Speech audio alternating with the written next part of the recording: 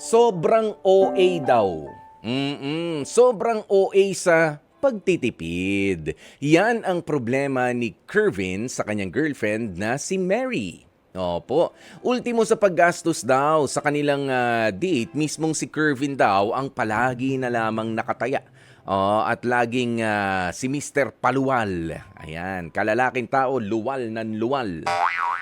Kaya naman si Mervin hindi na raw nagtataka kung bakit ang palaging tinatarget ng kanyang jowa ay yung mga ibinebenta ng mga buy one take one sa tuwing kasama siya. Hindi naman daw kasi pinapakailaman itong si Mervin ang finances ng kanyang girlfriend, pero sana naman daw ay maramdaman daw nitong si Mervin na meron naman siya kahit papaanong katuwang sa paggastos. Lalo na kapag magkasama sila ng kanyang girlfriend. Okay, mula sa Manila, 26 years old, Kervin, magandang tanghali sa'yo, pare. Hello po, magandang tanghali po. Tsaka sa lahat po ng tagapakinig. Maraming salamat sa iyo, Kervin, sa pagbibigay ng oras. Pero alam mo, marami nga kasi ang katulad mo na napapatanong, ako lang ba talaga ang gumagastos? Pero matanong ko na muna, gaano na ba kayo katagal na mag-on ng jowa mong si Mary? Kuya po, 1 year na po. Kaka 1 year lang po. Matagal na. So, lampas na talaga tayo doon sa ligawan stage. Ayan. Ibig sabihin mo ba doon sa sinabi mo sa amin, ikaw na lang lagi ang taya sa mga gastusin kapag kalalabas kayo? Yes po, palagi po ang ganun eh. Wala man lang yung hati? Pag magkikita, pagka magkikita po kami, minsan ako rin nagpapamasahe sa kanya pa uwi, papunta, ganun. Pamasahe pa uwi at papunta. Siyempre, sinusundo mo siya, hinatid o siya pumupunta sa inyo? Meeting lang po kami. Paano? Commute. Oo. Commute lang po. Magko-commute. Meeting, So, sunduin mo. Ganyan. Okay. So, ganito. Parang hindi nag-share itong si Mary. Pero yan ba ay binanggit mo na sa kanya na, hati naman muna tayo. O ako na mamaya dun sa kakainan natin. Ganyan, kahit sa yes po, pamasahe may lang. one time po na nakapag-usap na po kami tungkol dyan. Ano sabi Kaso, niya? ganun pa rin po, hindi pa rin po nagbago. Anong, Yes lang siya lang yun. ano lang ang kinakatwira naman itong si Mary? Nagtitipid daw po siya eh. Nagtitipid dahil ano bang pinag-iipunan?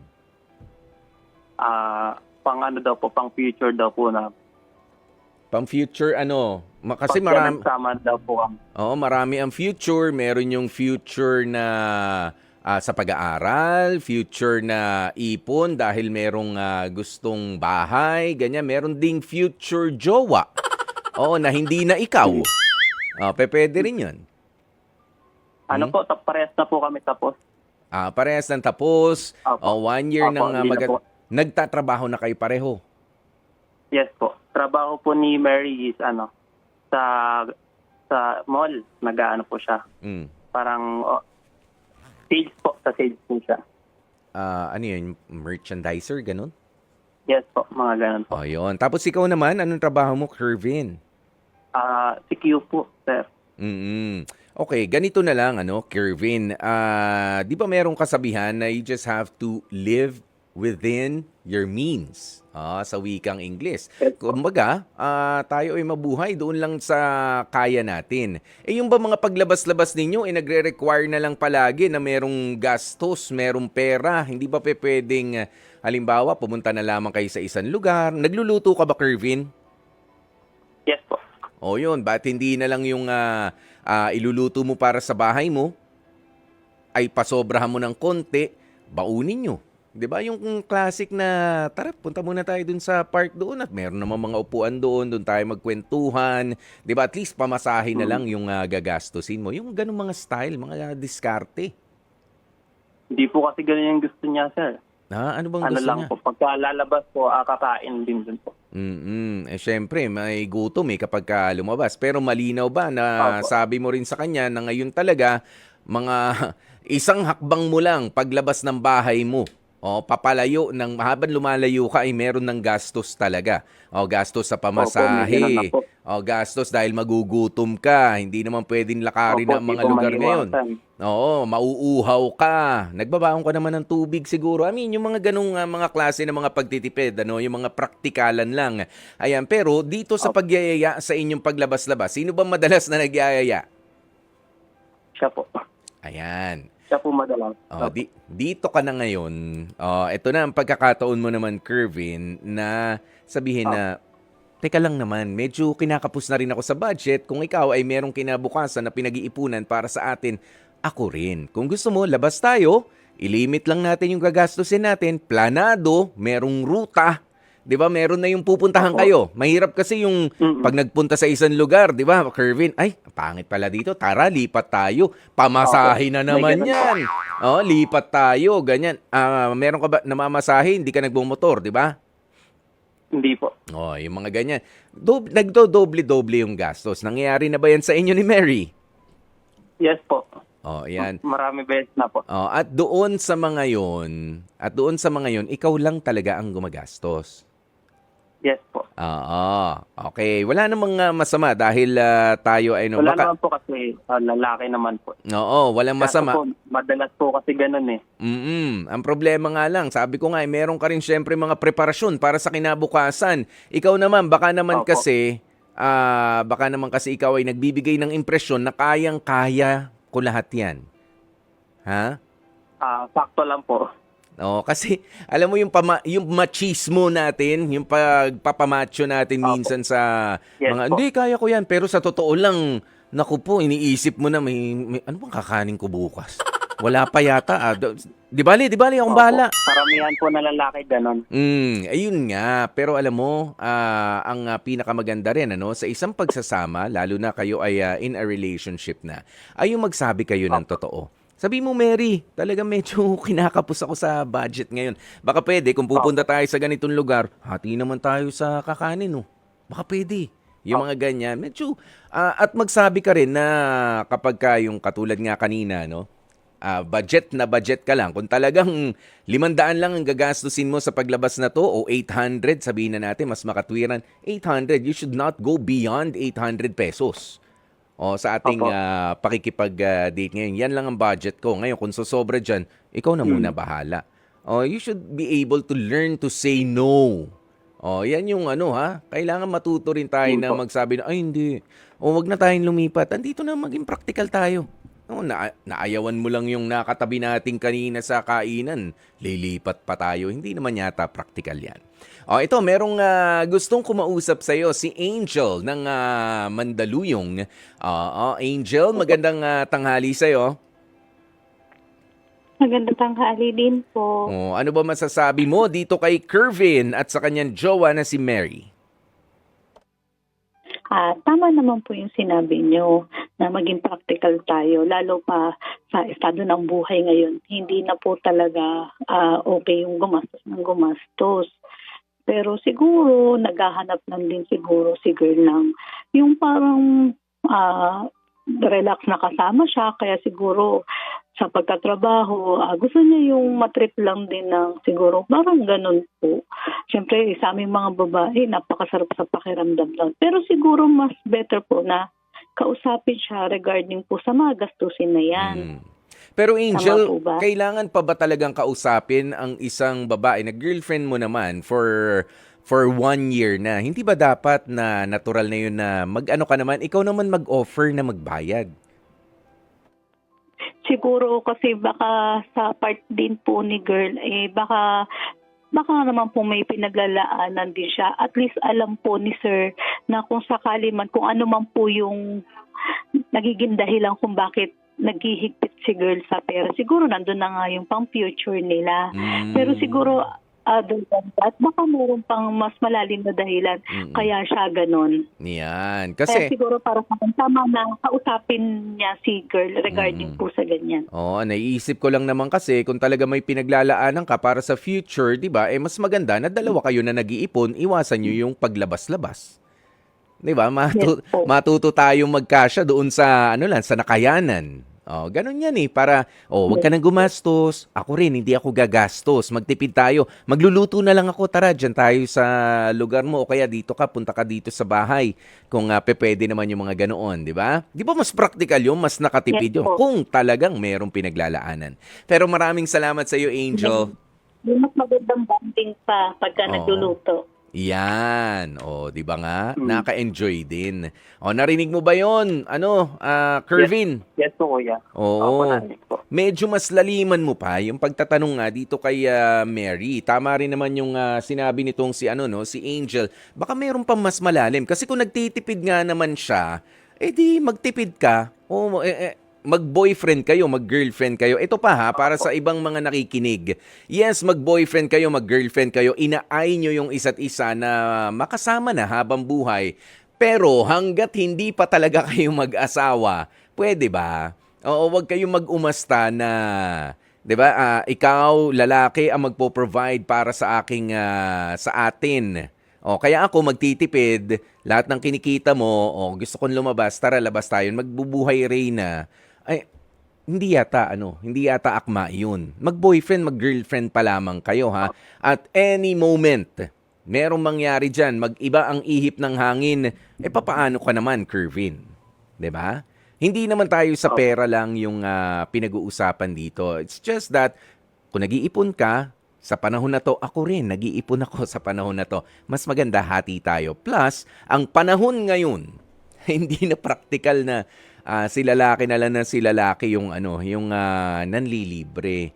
Kung gusto mo, labas tayo, libre mo ko. Siguro sa 5 labas natin, yung isa doon, yung 2, malaking tulong na rin sa partner mo. Kasi walang pinagkaiba yan na parang nagtitake advantage sa'yo yung mismong girlfriend mo. Okay? Kaya May one time po na kwento ko lang po yung one go. time na lumabas kami para magtipid sa kanto na lang, mga ganon, mga burger machine. yun. Hati kami.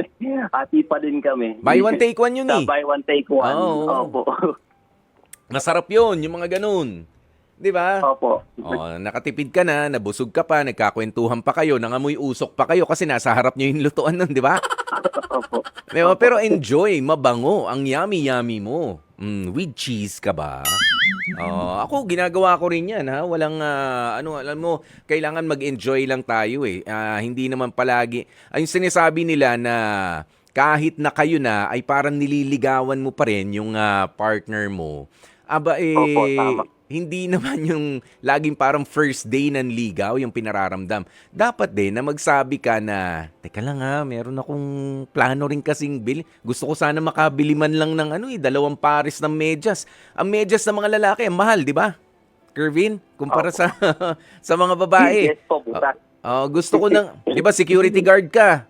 Gusto ko sana makabili nung puting t-shirt ko na pang ilalim eh. Wala ka na maipon dahil nga ipinandate na.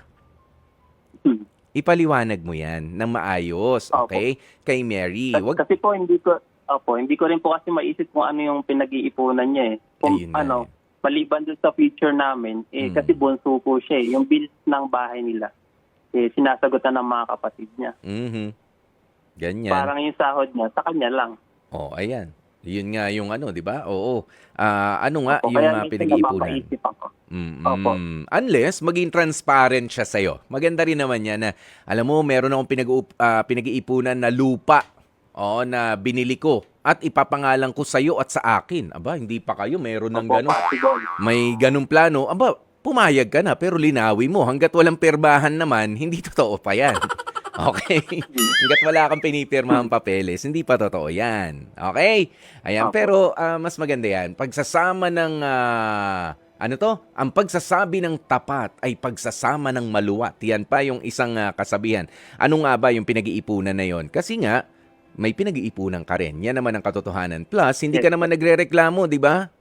Sa ibang aspeto ng relationship ninyo. Kervin, doon lang na okay lang po sa akin yung gano'n, pero yung minsan, yung madalas na maglibre, okay lang po, pero nagiging madalas po yung nangyayari. Oo.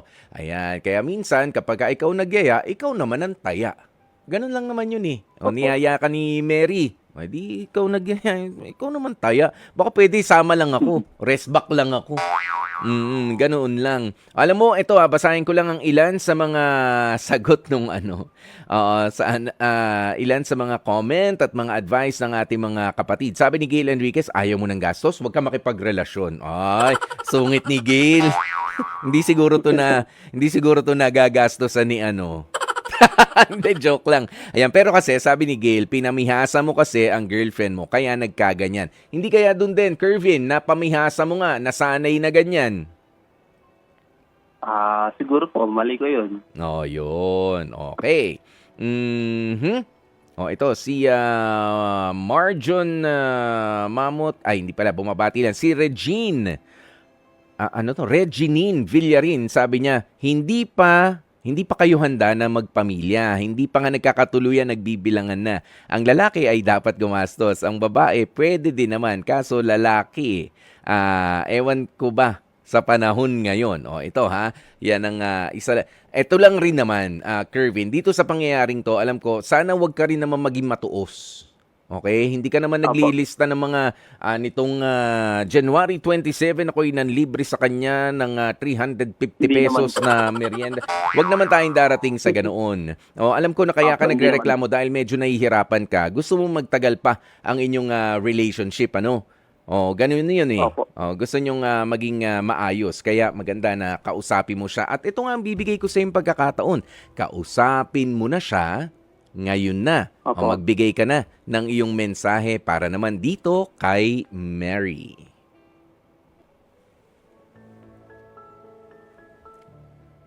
Kervin? Po. Oh, magbigay ka na ng mensahe mo para kay Mary. Baka nakikinig. Opo. Kung may mga gastusin tayo sa mga lakad natin, share ka naman. Di naman ako sa madalas magreklamo. Tsaka gusto ko lang maging patas minsan. Hindi na lang palaging ako. Yun lang po. Mahal mo pa rin siya? Opo, mahal ko po siya. Mga Di naman po bilang gentleman man po ako. Oo. Pero kasi nature ng lalaki yung pagiging gentleman. Oo naman. Talaga medyo mahirap lang Opo. din ang buhay ngayon. Unawain lang din. Gusto ko lang po mag-effort siya minsan na mag-iya sa akin tapos sagot niya lahat. Hindi naman lahat kahit mag-sarap. Oo. Yan. Mahal mo siya ha, sigurado. Opo. Mga magkano? Ay, mga magkanong date ba? Para maging okay kayo. Ayan, hindi, biro lang. Pero maraming lang basta libre niya. basta libre. Okay, makaranas lang Opo. din ng libre. Libre. Okay. Meron ka ba mga babatian? Kervin, batiin mo na. Binabati ko lang po yung nanay ko dyan sa Bulacan. Mhm. Pangalan ni nanay? Elena po. Yan. Okay. Ingat kayo palagi, ma. Mm. Ayun, tanungin mo nga si nanay din, ano bang umaandar sa isip ng babae para mas maganda mo makausap itong si Mary, okay? At mahanap mo yung mga tamang salita na iparating sa kanya, yung issue mo sa kanya, okay?